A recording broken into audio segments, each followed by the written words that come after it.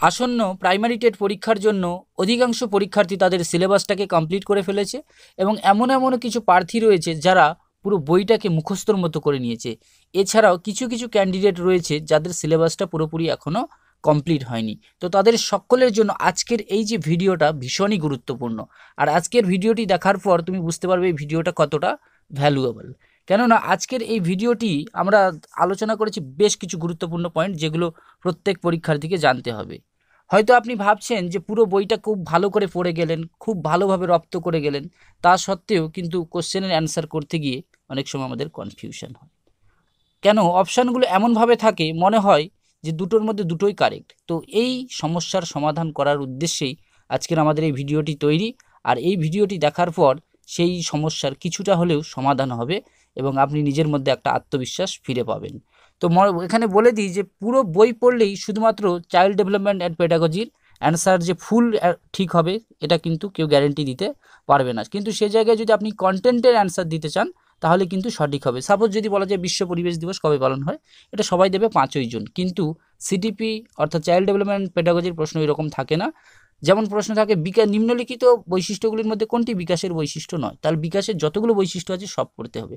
ওই জন্য প্রথমেই বলে দিলাম কিছু প্রার্থী রয়েছে যারা পুরো বইটাকেই মুখস্থ করে নিয়েছে, আবার অনেকে বুঝে পড়েছে এবং অনেকের সিলেবাস কমপ্লিট হয়নি। তো এই রকম পরিস্থিতিতে কি করে নাম্বার ক্যারি করা যায় এবং কিভাবে এই কনফিউশনের সমস্যা থেকে কিছুটা হলে মুক্তি পাওয়া যায় সেটা নিয়ে আলোচনা করব। তো দেখে নাও, এখানে বলা রয়েছে যদি কোনো অপশানে, তাহলে আজকে টিপ নাম্বার 1 আমরা 10 থেকে 12টা টিপ দেবো, আর টিপগুলো যদি ফলো করো আশা করি উত্তরগুলো কিছুটা হলে সলিউশন তুমি করতে পারবে এবং তোমার মধ্যে একটা কনফিডেন্স আসবে। তো প্রথম যে টিপটা রয়েছে, যদি দেখেন যে 4টে অপশান এর মধ্যে সবকটিতেই লেখা আছে, মানে 4টে অপশান দেওয়া রয়েছে, এবার 4টে অপশানের মধ্যে প্রথম এ বি সি এবং ডিতে গিয়ে লেখা আছে সবকটি। তো যদি কোনো অপশানে অর্থাৎ অপশান নাম্বার ডিতে যদি এই সবকটি থাকে তাহলে এখানে বুঝে নিতে হবে উত্তরটা হওয়ার চান্স 99%। নেক্সট, এরপরে যেটা বলা হয়েছে টিপস নাম্বার 2, যদি কোথাও দেখেন যে রোট লার্নিং পানিশমেন্ট লেখা আছে তাহলে সেটি উত্তর হবার যে সম্ভাবনা একেবারে বিন্দুমাত্র নেই, মানে হবেই না। কেন? আধুনিক মনোবিজ্ঞান সম্মত যে শিক্ষা ব্যবস্থা, এতে রোট লার্নিং অর্থাৎ মুখস্থ বিদ্যাকে একদমই গুরুত্ব দেওয়া হয়নি, আর শিক্ষার্থীদের তো কোনোভাবেই শাস্তি দেওয়া যাবে না, এটা তো আইনত অপরাধ। তাই রোট লার্নিং এবং পানিশমেন্ট এই লেখা দুটো আমাদের যদি চোখে পড়ে তাহলে সেটা হবেই না, ওই অপশানটি হওয়ার একেবারে চান্স নেই।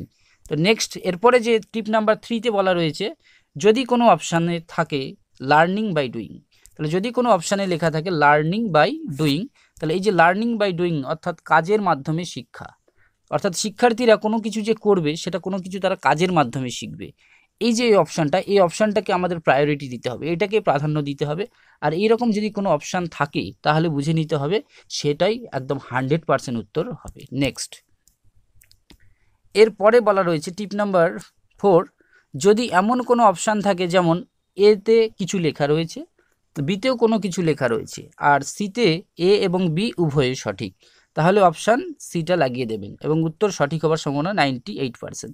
যেমন এখানে একটা প্রশ্ন বলা যাক যে বিকাশ হলো একটি, এ নাম্বার অপশানে রয়েছে গুণগত প্রক্রিয়া, আর বিতে রয়েছে পরিমাণগত প্রক্রিয়া, আর সিতে রয়েছে গুণগত ও পরিমাণগত উভয়, তাহলে এর যে সঠিক উত্তরটা কি হলো না গুণগত ও পরিমাণগত উভয়, অর্থাৎ কোয়ালিটিভ এবং কোয়ান্টিটিভ দুটোই। তো এটাই হচ্ছে আমাদের টিপসের এ ও বি উভয় সঠিক। তো এ ও বি যখন দেখবেন উভয় সঠিক অপশানটা রয়েছে সেখানে কিন্তু সম্ভাবনা 98% থাকে, তবে আপনাকে একটু পড়ে নিয়ে বুঝে করতে হবে অ্যান্সারগুলো।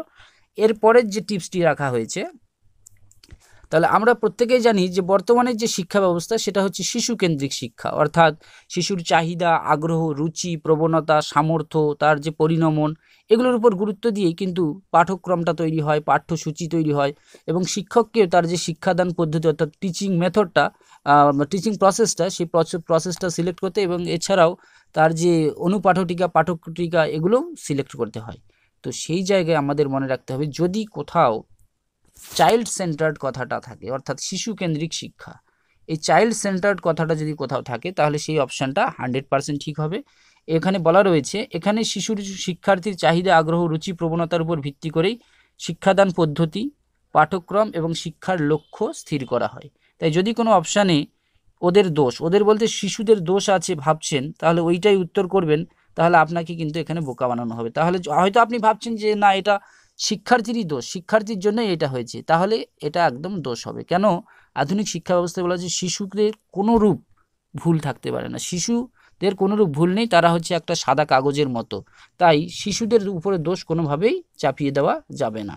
যতই তারা, হয়তো আপনার মনে মনে ভাবছেন যে সে দোষ করেছে, তবু দোষ দেওয়া যাবে না।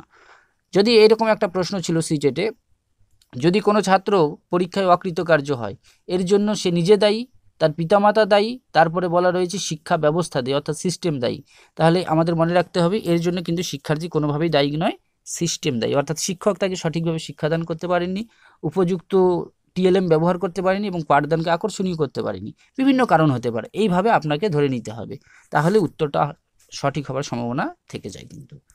নেক্সট পরবর্তী যে টিপসটি রাখা হয়েছে, এটা ভীষণই গুরুত্বপূর্ণ একটা টিপস। যদি কোথাও দেখা যায় কোনো অপশানে ইংলিশে বলা রয়েছে এখানে ডাইভার্স থিঙ্কিং, তাহলে এখানে বলা রয়েছে ডাইভার্স থিঙ্কিং। এই ডাইভার্স থিঙ্কিং কথাটা যদি থাকে, অর্থাৎ এখানে ডাইভার্স থিঙ্কিং বলতে যেটা ওপেন এন্ডেড কোশ্চেন যদি শিশুরা করে, ওপেন এন্ডেড কোশ্চেন মানে কি, যে কোশ্চেনের অ্যান্সার বিভিন্ন রকম হতে পারে, মাল্টিপল অ্যান্সার আসতে পারে, বিভিন্ন রকম সলিউশন আসতে পারে, ক্লোজ এন্ডেড কোশ্চেন না। তো এরকম ডাইভার্স থিঙ্কিং, পিয়ার লার্নিং অর্থাৎ গ্রুপ লার্নিং, আর হচ্ছে ওপেন এন্ডেড কোশ্চেন্স, এই অপশানগুলো যদি থাকে তাহলে কিন্তু সেগুলোই উত্তর হওয়ার সম্ভাবনা প্রবল থেকে যায়। তাহলে এটা আমাদের মনে রাখতে হবে। নেক্সট যে টিপসটিকে রাখা হয়েছে, 4টে অপশানের মধ্যে যে অপশানটা অনেক বড় অর্থাৎ লার্জ সাইজ বলা রয়েছে, বিরাট বড় থাকবে, সেই অপশানটা গোল পাকাবার চিন্তা করবেন। তাহলে 4টে অপশান দেওয়া থাকবে, কিন্তু হয়তো অন্যগুলো ছোট ছোট রয়েছে, কিন্তু একটা অপশান একটু বড় করে বলা রয়েছে, তাহলে এই বড় অপশানটা হওয়ার সম্ভাবনা কিন্তু প্রবল থেকে যায়। তাহলে এইটা আমাদের এখানে মনে রাখতে হবে, 90% অ্যাভাব এর চান্সটা থেকে যায়। আসল মাল মশলা কিন্তু এইখানেই আছে, একটু ভালো করে বুঝে পড়ে নিতে হবে। নেক্সট তারপরে যেটা বলা রয়েছে, যে লাইনটা স্ট্যান্ডার্ড লাগছে, অর্থাৎ যে লাইনটা আপনার মনে হচ্ছে ভীষণই স্ট্যান্ডার্ড বা সিগনিফিক্যান্ট, অর্থাৎ উপরে যে প্রশ্নটি রয়েছে তার সঙ্গে ভীষণই তাৎপর্যপূর্ণ অথবা স্পেশাল, তার কোনো মিনিং রয়েছে, তো সেখানেই উত্তর হওয়ার চান্স 95% কিন্তু থেকে যায়। টিপসটা অবশ্যই মনে রাখবেন। নেক্সট এরপরে বলা রয়েছে আপনি শিক্ষক হিসেবে খুব ধৈর্যবান, তাহলে শিক্ষক হিসেবে নিজেকে অবশ্যই ধৈর্যবান হতে হবে, তার মধ্যে পেশেন্স থাকা দরকার, কিছুতেই ক্রুদ্ধ না হয়ে শিশুদের কোনোরূপ বকাঝকা করা যাবে না, এইরকম ভাবতে হবে, এরকম অপশানেই গোল করতে হবে, অর্থাৎ শিশুদের কোনো রকমভাবে বকাঝকা করা যাবে না এবং আপনি সেটাকে শিশুদের সহানুভূতির সঙ্গে গ্রহণ করবেন। এরপরে বলা রয়েছে যে অপশানটি এখানে আমাদের রয়েছে, বলা রয়েছে মিথস্ক্রিয়া অর্থাৎ ইন্টারাকশান।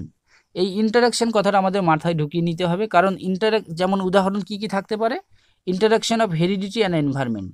তাহলে এই যে interaction of heredity and environment, এবার বলা হচ্ছে ডেভেলপমেন্টটা কি, বিকাশটা কি, তাহলে বিকাশটা কি বা সোশ্যালাইজেশন প্রসেসটা কি, এই যে সোশ্যালাইজেশন প্রসেস, সামাজিকীকরণ, এই সামাজিকীকরণটা কিভাবে ঘটে, তাহলে পরিবেশ থেকে ঘটে।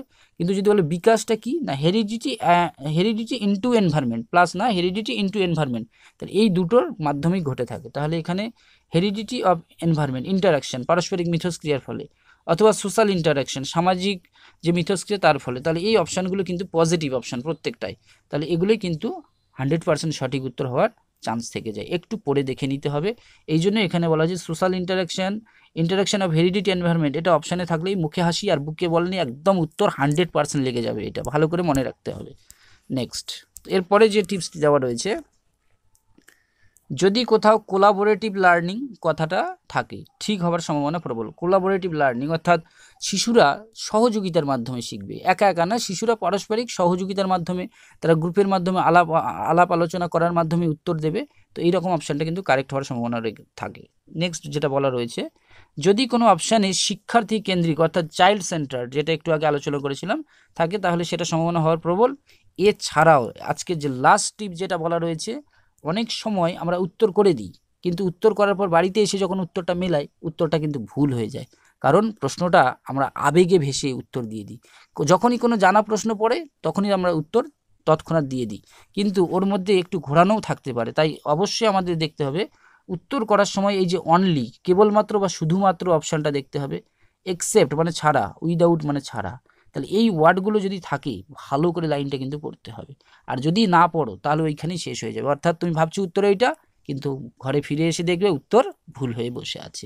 তাই বন্ধুরা অবশ্যই এই অপশানগুলো ভালো করে ফলো করতে হবে। আর যে টিপসটা দিলাম কতটা ভালো লাগলো তোমরা কমেন্ট করে অবশ্যই জানাবে। আজকের ভিডিওটি এইখানেই শেষ করছি। আর প্রত্যেকটা টিপস যদি মেনে চলো, আশা করছি তোমরা ভালো স্কোর করতে পারবে। এছাড়াও শেষ পর্যন্ত একটা কথা বলে রাখি, তোমরা অবশ্যই কোশ্চেনগুলো আগে ভালো করে পড়বে, তবেই অ্যান্সারটা কিন্তু করবে। নেক্সট।